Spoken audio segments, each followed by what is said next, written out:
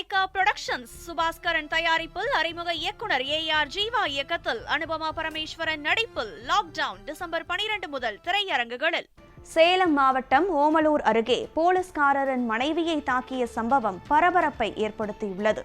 தாரமங்கலத்தில் போலீசாக பணிபுரியும் கருணாகரன் என்பவர் தனது மனைவி கொடியரசியுடன் எம்மன்பட்டியை வசித்து வருகிறார். இவரது வீடு அருகே உள்ள ஐயனாரப்பன் கருப்புசாமி கோயிலின் தர்மகர்த்தாவாக கொடியரசியின் மாமனார் கந்தன் வசித்து வருகிறார். இந்த நிலையில் அதே ஊரின் செந்தில்குமார் மற்றும் அவரது மகன் சதீஷ் ஆகியோர் இருமுடி பையை கோயிலில் வைக்க வேண்டும் என கூறி கோவில் சாவி கேட்டதாக கூறப்படுகிறது.